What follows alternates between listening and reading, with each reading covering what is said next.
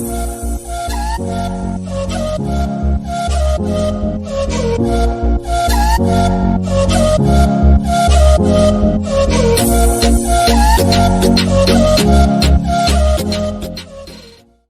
students, welcome to my class. In today's lecture, we will discuss few examples on the topic some applications of trigonometry, or we can say height and distance. Let us discuss the first example. A tree 12 meter high is broken by the wind in such a way that its top touches the ground and makes an angle 60 degree with the ground. At what height from the bottom the tree is broken by the wind? It's a very normal scenario बेटा, हमने देखा हुआ है ये scenario, ठीक है। हम इसको इजीली रिलेट कर सकते हैं कि क्या हो रहा है इस क्वेश्चन के अंदर, ठीक है। देखिए बेटा, कोई ये ग्राउंड है, इस पे ट्री है, ड्यू टू विंड समहाउ ये ट्री क्या हो गया, कहीं एक पॉइंट से ब्रेक हो गया और ब्रेक होके ये जमीन पे गिर गया। लेट से इस पॉइंट से हमारा ट्री ब्रेक हुआ, ठीक है। Let call this point as breaking point. हमारा इनिशियली जो ट्री है ए टी, हमने मान लिया ए टी एक ट्री था हमारा, जिसकी हाइट दे रखी बेटा 12 मीटर। क्वेश्चन है इसकी हाइट दे रखी थी 12 मीटर हाइट दे रखी थी। पॉइंट बी से ब्रेक हो गया तो क्या होगा बेटा, ये वाला जो पार्ट है ये जमीन पे जाके गिर गया, such that it is making an angle 60 degree with the ground। इस तरह से ये जो पार्ट आया बेटा, ये आया ग्राउंड पे, ठीक है, जो टच कर रहा है, और such that making an angle of 60 degree। ये जो पॉइंट है बेटा, ये कौन सा पॉइंट है, ये ए वाला पॉइंट यहां पे आ गया। Let call it as A dash. अब क्वेश्चन है, क्या पूछा है हमें बेटा, at what height from the bottom at what height the tree is broken. हम इसको मान लेते हैं बेटा x, ये हमें फाइंड आउट करना है। तो थोड़ा कॉमन सेंस अप्लाई करें बेटा, ये टोटल कितना था 12, ये कितना है x, तो ये कितना हो गया बेटा 12 माइनस x। अब जो AB की लेंथ है बेटा, AB की लेंथ क्या है 12 माइनस x, क्या वही लेंथ A डैश B की होगी, राइट, ठीक है। According to the situation given into the question, ये वाला जो पार्ट है बेटा ये ग्राउंड पे आके टिक गया, ठीक है। तो ये जो 12 माइनस एक्स है, ये वाली लेंथ वही लेंथ होगी हमारी A dash B, it is equals to 12 minus X, ठीक है। सब कुछ हमने फिगर में डिपिक्ट कर दिया। अब हमें क्या करना है, कोई ट्रिग्नोमेट्रिक रेशियो अप्लाई करेंगे और एक्स की वैल्यू फाइंड आउट करनी है। आई होप आपको ये फिगर पूरा समझ में आया होगा। एक इनिशियली हमारे पास एक ट्री था ए टी, जिसकी लेंथ थी, हाइट थी 12 मीटर। कोई एक पॉइंट से वो ब्रेक हो गया, उस पॉइंट को हमने बी मान लिया at a height of x, और जो ए पॉइंट था, जो उसका टॉप था ट्री का, वो जमीन पे आके टच हो गया, such that it is making an angle of 60 degree. Question कुछ भी एंगल दे, हमें उसके हिसाब से ही काम करना है। क्वेश्चन है इस क्वेश्चन के अंदर हमारे पास 60 डिग्री का एंगल था, तो हमने यहाँ पे 60 डिग्री बना दिया। जितनी लेंथ ए बी की होगी उतनी ही लेंथ ए डैश बी की होगी, ठीक है। सो देखिए, let A T B a tree of height 12 metre and B be a point from where the tree got broken by wind, ठीक है, such that A B equals to A dash B equals to 12 minus x metre. x बेटा हमने क्या किया, figure में denote कर दिया। x क्या है, वो हाइट है जहां से ट्री ब्रेक हुआ है, ठीक है। और u में mention here B be a point x metre above the ground from where the tree got broke, ठीक है, such that A B equals to A dash B equals to 12 minus x metre, ठीक है।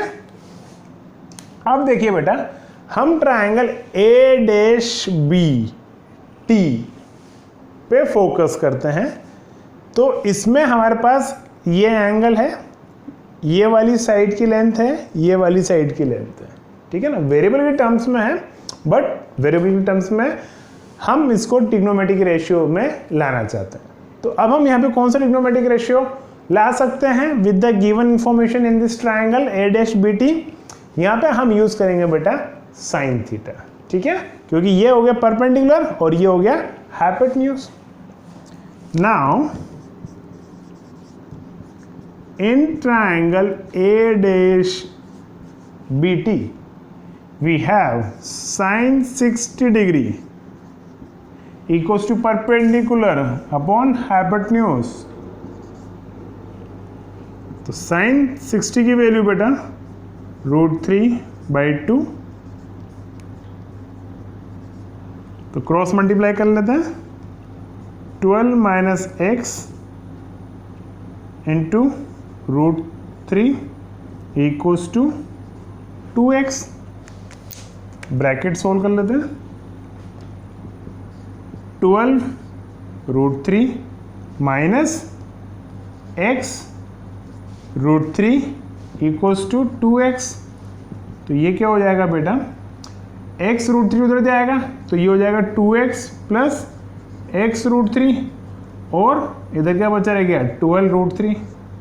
यहाँ से x common लिया बेटा अपन ने, 2 plus √3, 12 √3, और x की वैल्यू आ गई बेटा हमारे पास 12 √3 अपॉन 2 प्लस √3। इसको रैशनलाइज कर लेते हैं, तो 2 माइनस √3 से ऊपर नीचे मल्टीप्लाई हो जाएगा बेटा, रैशनलाइज जरूर करेंगे। इसको यहां पे लिख लेते हैं,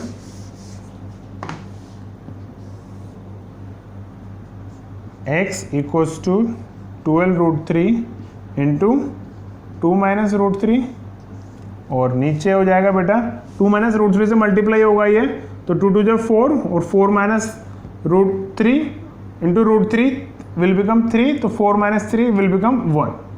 सो ये हो गया बेटा 12 √3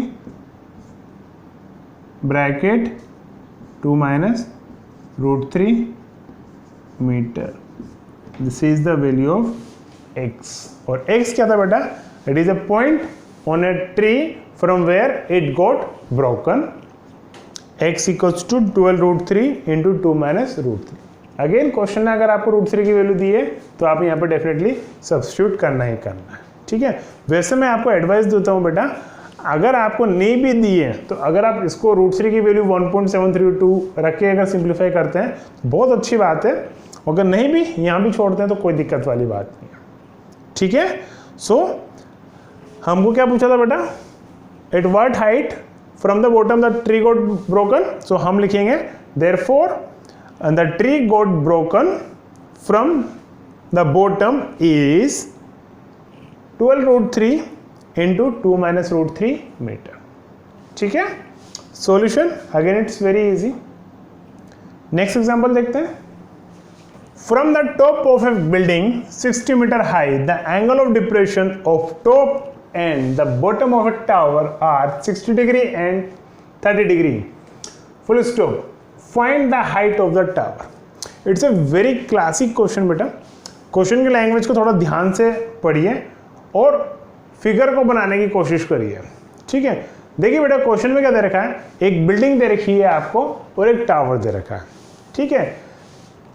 और क्वेश्चन में बोला है कि जो टॉप है बिल्डिंग का, उस टॉप ऑफ बिल्डिंग से आपको एक टावर के टॉप का और बॉटम का एंगल ऑफ डिप्रेशन दे रखा है। जब हमारे पास एंगल ऑफ डिप्रेशन है, कहां से है, बिल्डिंग से है, इसका मतलब बिल्डिंग क्या है, एक हायर लेवल पे है, तभी तो एंगल ऑफ डिप्रेशन आएगा। एंगल ऑफ डिप्रेशन मतलब नीचे, की तरफ देखना है, राइट। तो एंगल ऑफ डिप्रेशन तभी आएगा बेटा जब हम कुछ हाइट पर हैं। तो कहने का मतलब टावर और बिल्डिंग में कौन ज्यादा हाइट पर है बेटा, बिल्डिंग ज्यादा हाइट पर है। कहने का मतलब बिल्डिंग की ज्यादा हाइट है। देखिए इसमें सबसे पहले यही समझने वाली बात है बेटा कि कौन ऊपर आएगा, तभी प्रॉपर फिगर बन पाएगा। देखिए बेटा इसमें बेटा सबसे मेन इंपॉर्टेंट चीज यही है कि कौन ऊपर आएगा, ठीक है, मतलब किसकी हाइट ज्यादा है, तभी प्रॉपर फिगर बन पाएगा। ये मान लेते हैं हम बिल्डिंग ए बी, और दूसरा हमारे पास क्या है बेटा, टावर, ठीक है, इसको हम बोल देते हैं बेटा सी डी। अब बिल्डिंग का टॉप, इस टॉप ऑफ टावर से हमारे पास क्या बेटा, एंगल ऑफ डिप्रेशन है, किसका, top of tower and bottom of tower, ठीक है। सो एंगल ऑफ डिप्रेशन बेटा मैंने आपको समझाया था, ठीक है, फर्स्ट लेक्चर के अंदर। यहां से angle of depression, angle of depression ऐसे बनता है बेटा, ये, ठीक है। पहले हम इस लेवल पे थे, धीरे धीरे धीरे धीरे हमने ऐसे करा, तो ये एंगल है, और एक और बॉटम ऑफ टावर का डिप्रेशन का एंगल है, एक ये एंगल है, ठीक है। अब देखिए बेटा यहां पे जनरली बच्चों को कंफ्यूजन आ जाता है, 60 डिग्री कहाँ ले, 30 डिग्री कहाँ ले।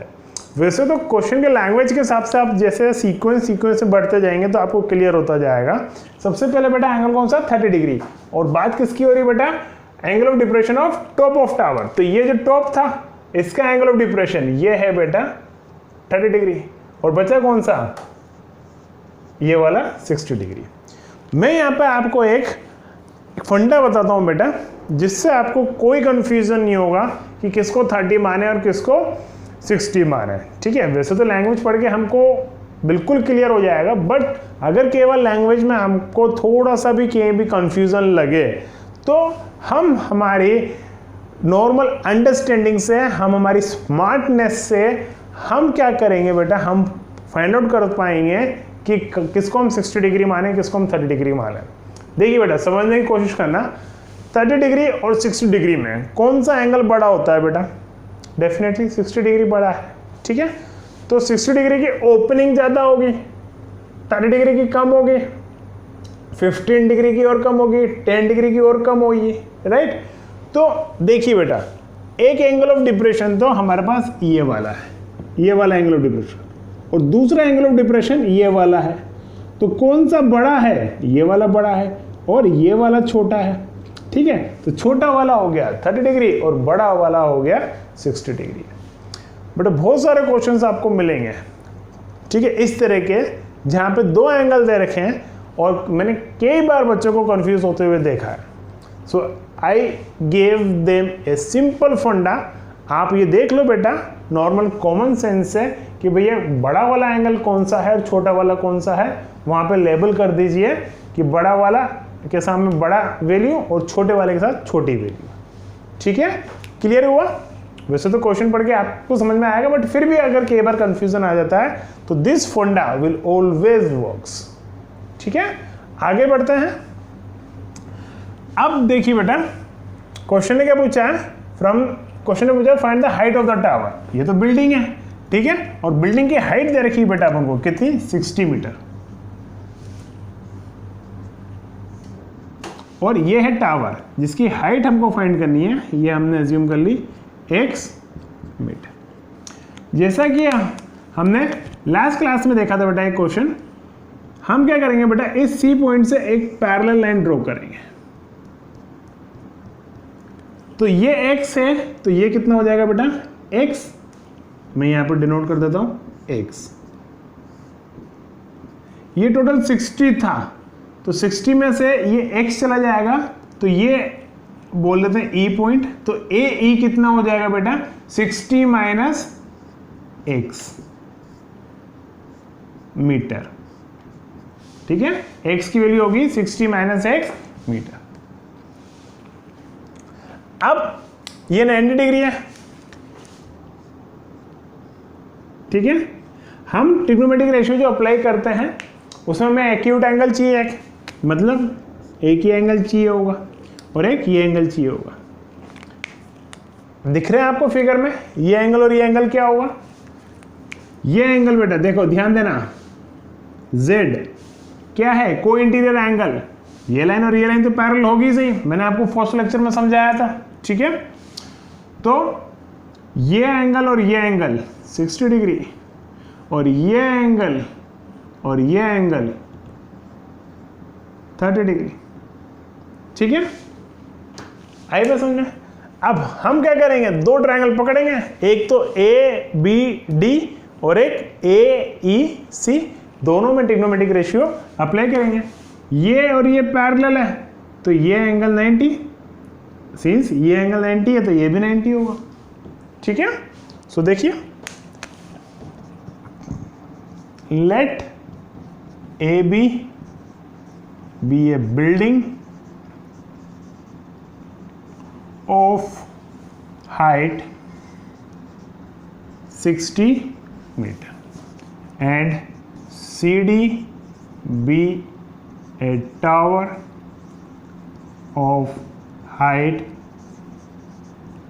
x meter, ठीक है। बाकी सब नॉर्मल रामायण कैलकुलेशन मैंने सब फिगर में डिनोट कर दिए। अब इस फिगर में से हम इंफॉर्मेशन उठाएंगे, ठीक है ना। इन ट्रायंगल सबसे पहले हम ट्रायंगल ले लेते हैं बेटा ABD। अब बेटा ध्यान देना एक चीज और, ट्रायंगल ABD के बाद हम कौन सा ट्रायंगल लेंगे? AEC, ठीक है। तो हमारे पास ये इंफॉर्मेशन है 60 माइनस एक्स और हमारे पास एक ये इंफॉर्मेशन है 60। अब कोई भी ट्रिग्नोमेट्रिक रेशियो अप्लाई करने के लिए हमारे पास दो साइड्स की लेंथ होना जरूरी है, ठीक है। अब हम एक ऐसी लेंथ और यूज लेंगे एज ए डमी जो दोनों में काम आए। वो लेंथ कौन सी है बेटा? मीन्स दोनों में किसमें? दोनों ट्रायंगल में काम आए। वो लेंथ है बेटा BD CE। क्यों? क्योंकि दोनों लेंथ क्या है? बराबर है। जितनी BD होगा उतना ही CE होगा, राइट। मैंने आपको समझाया था पैरेलल लाइन टावर है 90 डिग्री पे, बिल्डिंग भी 90 डिग्री पे, तो ये भी 90 ये भी 90, इससे रेक्टेंगल हो गया। तो जितनी ये लेंथ होगी उतनी ही ये लेंथ होगी, ठीक है। सो हम इसको यूज करेंगे, ठीक है। तो एक तो इसको यूज कर रहे हैं बेस को और एक हम परपेंडिकुलर को यूज कर रहे हैं। तो कौन सा रेशियो हो गया बेटा? 10 60 इक्वल्स टू परपेंडिकुलर जो क्या 60 मीटर है upon base that is BD। इसको BD रहने देते हैं। 10 60 की वैल्यू बेटा √3 60 BD और यहां से BD की वैल्यू आ गई बेटा 60 अपॉन √3। इसको रैशनलाइज करेंगे तो √3 से यहाँ पे, √3 से यहाँ पे, तो √3 ये नीचे वाला क्या बन जाएगा 3 और 3 से 60 कटेगा 20 बार, तो ये हो जाएगा बेटा 20 √3 मीटर। ये आ गई बेटा हमारे पास BD की वैल्यू। अब इस वैल्यू को हम यूज करेंगे ट्रायंगल AEC में। कैसे?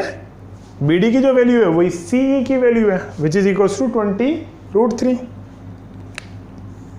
Next, in triangle AEC tan 30 equals to perpendicular क्या है बेटा 60 माइनस एक्स, राइट। ये वाली लेंथ हमारे पास 60 माइनस एक्स है और CE की लेंथ हमारे पास 20 √3, ठीक है। tan 30 की वैल्यू बेटा 1/√3। अब क्या करें? क्रॉस मल्टीप्लाई कर लेते हैं। हमें क्या चाहिए बेटा? क्वेश्चन ने क्या पूछा था? Find the height of the tower. Tower ये रहा और उसकी हाइट क्या है? x। तो हमें x की वैल्यू चाहिए, तो ये हो गया क्रॉस मल्टीप्लाई करने पर 20 √3 और इधर हो जाएगा 60 √3 माइनस x √3 दोनों से मल्टीप्लाई हो गया। अब क्या करें? 60 √3 को उधर ले आते हैं, मतलब 20 √3 के पास, और x √3 अकेला रहने देते हैं। तो ये हो गया बेटा x √3 equals to 60 √3 minus 20 √3। Transposition आप सभी को करना आता है, ठीक है, मैंने डायरेक्ट लिख दिया, कुछ माइनस वाइनस से मल्टीप्लाई वगैरह नहीं करा। तो ये कितना हो जाएगा बेटा, 60√3 माइनस 20√3 विल बिकम 40√3। तो x√3 इक्वल्स टू 40√3, √3 से √3 कैंसिल, तो हमारे पास यहाँ पे x की वैल्यू आ गई 40 मीटर। देयरफॉर लास्ट में हम एक स्टेप लिखेंगे, स्टेटमेंट लिखेंगे, therefore the height of the tower is 40 metre. ठीक है, it's a very important question, ठीक है। इसमें एंगल ऑफ डिप्रेशन की बात हुई है और दो एंगल की बात थी, हमें कैसे आइडेंटिफाई करना है कि कौन सा एंगल हम कहाँ पे लेबल करें, वो भी मैंने आपको यहाँ समझाया है। इट विल ऑलवेज वर्क्स, ठीक है, अच्छे से प्रैक्टिस कीजिएगा इस क्वेश्चन की, ठीक है। तो आइए देखें एक और question. A 1.2 meter tall girl spots a balloon moving with the wind in a horizontal line at a height of 88.2 meter from the ground.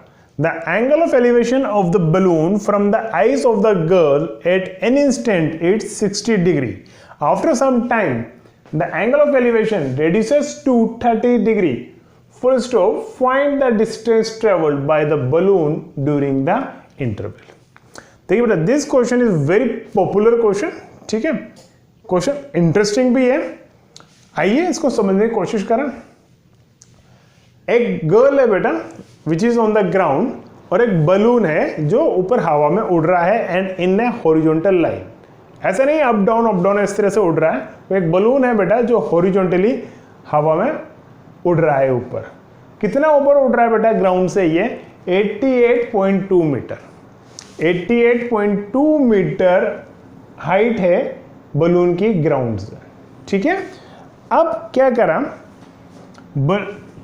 Girl ने कोई एक टाइम पीरियड पे बलून को देखा, ठीक है। जिस टाइम पे गर्ल ने बलून को ऑब्जर्व किया, देखा, उस टाइम पे एंगल ऑफ एलिवेशन कितना था बेटा? 60 डिग्री। क्वेश्चन ने बोला एट एनी इंस्टेंट, कोई एक इंस्टेंट पे जब उसने गर्ल ने बलून को देखा तब angle of elevation is 60 degree.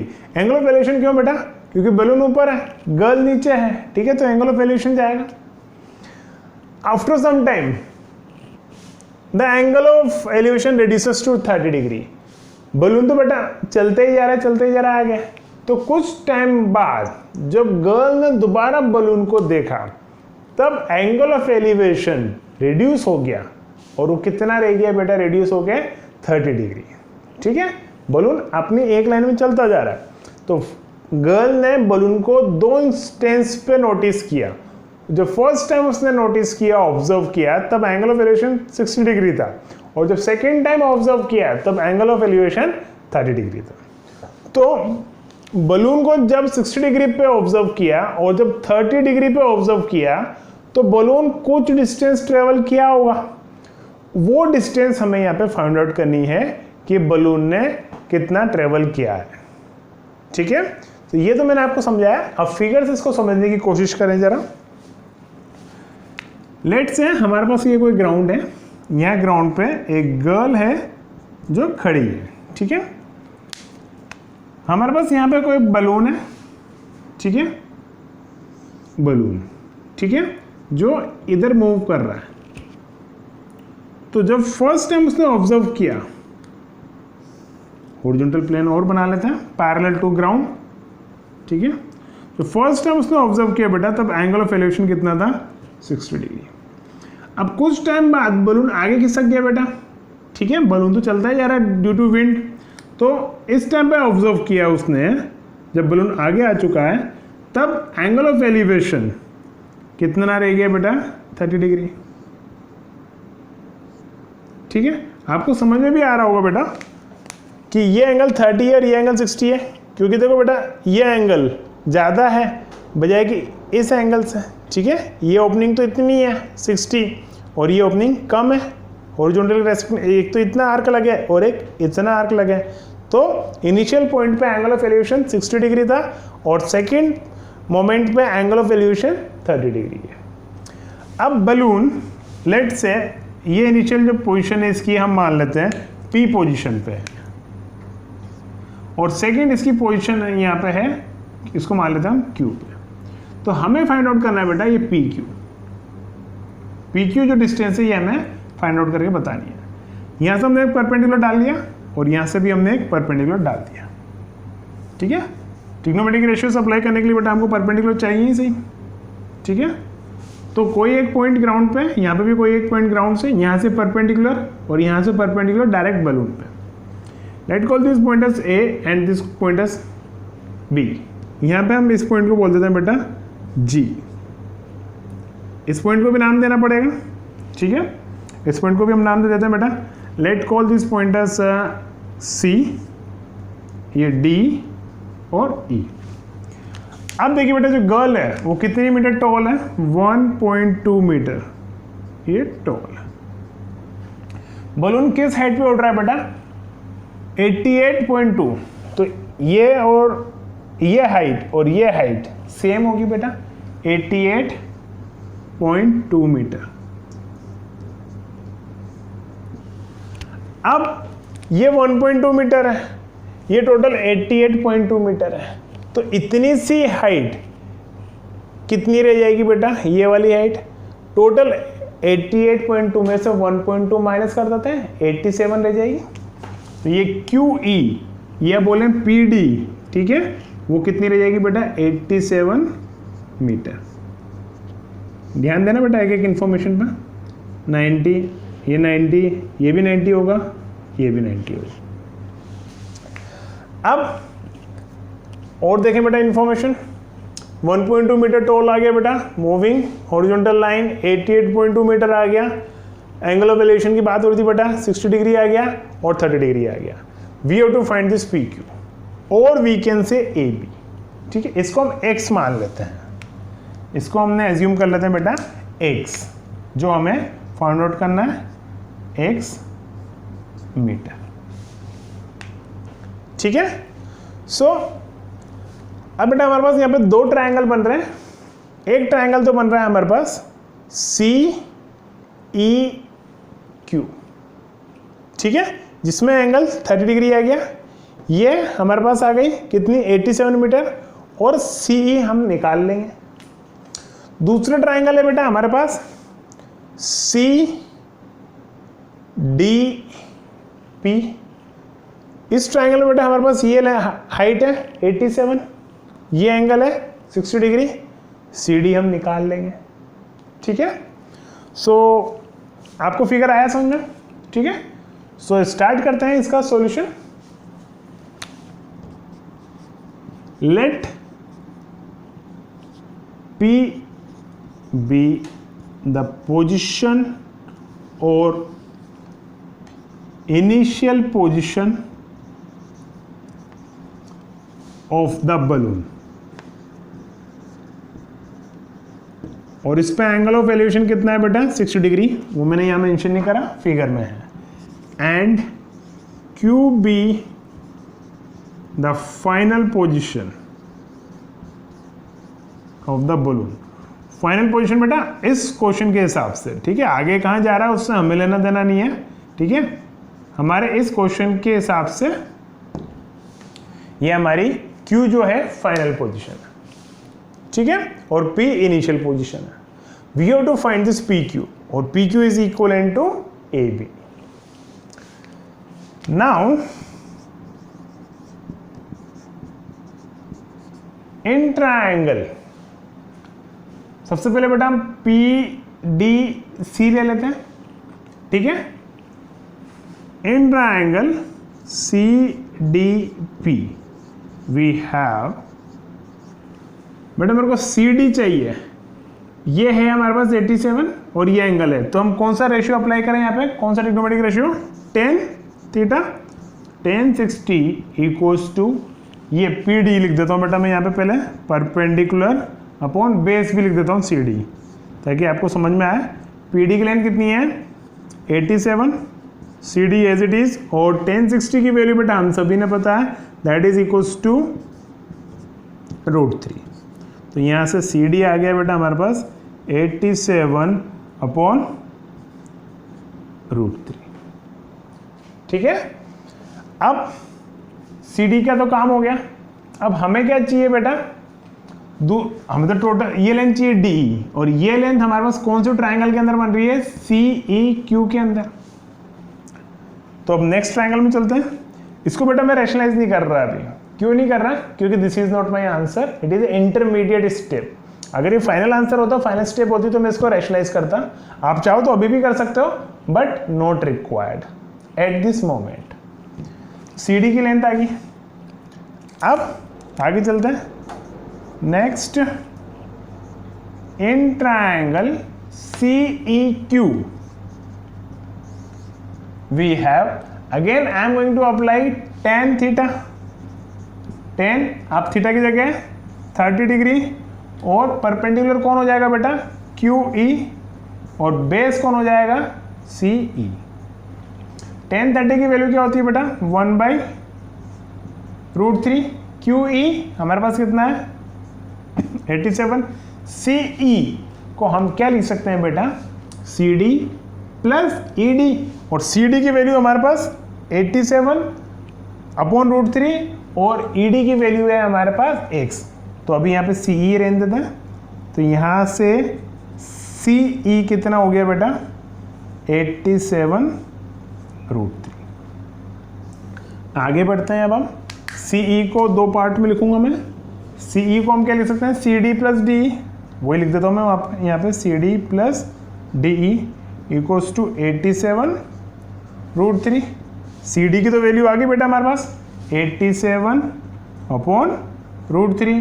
DE की वैल्यू कितनी हो जाएगी बेटा, X, वही तो हमें फाइंड आउट करना है।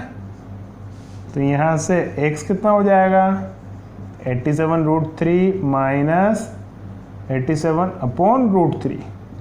तो 87 कॉमन ले लेते हैं, और √3 का एलसीएम लेंगे हम। ये हो गया √3 minus 1/√3।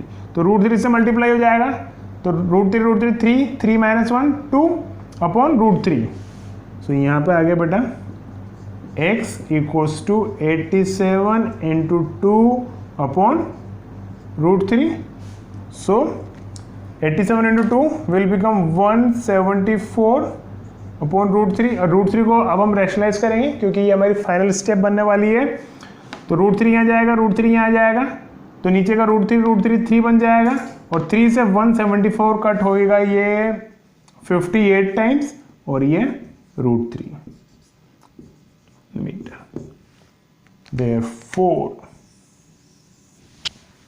Therefore, the distance traveled by the balloon during this interval is 58√3 metre. आया समझ में? क्वेश्चन को बेटा जितना अच्छे से हम समझेंगे, उतना ही अच्छे से फिगर बनेगा, और उतना ही हमें सॉल्यूशन इजी होएगा। ठीक है, इसमें क्या किया, अगेन आई रिपीट बेटा, सॉल्यूशन मैं आपको रिपीट करता हूँ अगेन। ग्राउंड मान लिया बेटा, ग्राउंड पे एक गर्ल स्टैंडिंग है विच इज 1.2 मीटर टॉल। इसने बलून को ऑब्जर्व करा, जो विंड की वजह से मूव कर रहा है इन ए हॉरिजॉन्टल लाइन। ठीक है, क्वेश्चन ने बोला हॉरिजॉन्टल लाइन में ही balloon up and down horizontal कैसे मूव कर सकता है, बट क्वेश्चन ने गिवन था बेटा हॉरिजॉन्टल लाइन में ही मूव कर। बलून जब इनिशियली उसने ऑब्जर्व करा गर्ल ने, तो एंगल ऑफ एलिवेशन था 60 डिग्री। कुछ देर बाद जब उसने दोबारा बैलून को देखा, तो एंगल ऑफ एलिवेशन रेड्यूस होकर कितना रह गया, 30 डिग्री। फिर हमने ये जो गर्ल की हाइट थी, और जो टोटल जो बलून जिस हाइट पे उड़ रहा है, कितनी हाइट पे, 88.2, उसमें से माइनस किया 1.2, तो हमारे पास ये हाइट रहेगी 87। फिर हमने दो ट्राइंगल कंसीडर करे बेटा, ट्राइंगल CDP और ट्राइंगल CEQ। दोनों ट्राइंगल में हमने 10 का यूज़ करा। पहले हमने CD की वैल्यू निकाल ली, और फिर बाद में CE की वैल्यू को हमने दो पार्ट में स्प्लिट कर दिया, और वहाँ से x आ गया, और x की वैल्यू आ गई हमारे पास 58√3। सो लास्ट स्टेटमेंट हम लिखेंगे, therefore the distance travelled by the balloon during the interval is 58√3 metre. ठीक है, क्वेश्चंस की बेटा बहुत अच्छे से प्रैक्टिस कीजिए। आज के जो क्वेश्चंस थे सारे क्लासिक क्वेश्चंस थे, इनको आप बहुत अच्छे से प्रैक्टिस कीजिएगा। There are loads and loads of questions, ठीक है, इस टॉपिक के अंदर भी। सो आप क्वेश्चंस की अच्छे से प्रैक्टिस करते रहिए, कोई भी डाउट हो तो मेरे को पूछते रहिए। ठीक है, सो ये चैप्टर बेटा मैं यहीं पे ओवर कर रहा हूँ. There are many questions to practice. आपको कहीं डाउट हो तो आप मेरे को पूछते रहिए, ठीक है. और कोई स्पेशल क्वेश्चन है और भी एक्स्ट्रा क्वेश्चन है बेटा, हॉट्स क्वेश्चन है, ठीक है, ठीक है, थोड़े ट्रिकी क्वेश्चन है, उनको मैं आपको स्पेशल लेक्चर्स के थ्रू डिलीवर करता रहूँगा, ठीक है. But as of now conceptually ये चैप्टर मैं यहाँ पे ओवर कर रहा हूँ. हमने इस चैप्टर के कॉन्सेप्ट फंडास फर्स्ट लेक्चर में डिस्कस कर लिए थे. उसके बाद हमने 2 लेक्चर में कुछ एग्जांपल्स लिए जिसके थ्रू हमने इस कॉन्सेप्ट को और स्ट्रॉन्ग कर लिया. और क्वेश्चंस आप अपने एंड से प्रैक्टिस कीजिए. मैं आपको शीट्स भी डिलीवर करता रहूँगा, ठीक है. चल रही है हमारी शीट्स, ठीक है. So chapter is over. Next class में I will come up with a new chapter. So till the mean time आप ये जो लेक्चर्स हैं अच्छे से रिवाइज करिए, प्रैक्टिस करिए. And thank you so much for watching the video and bye.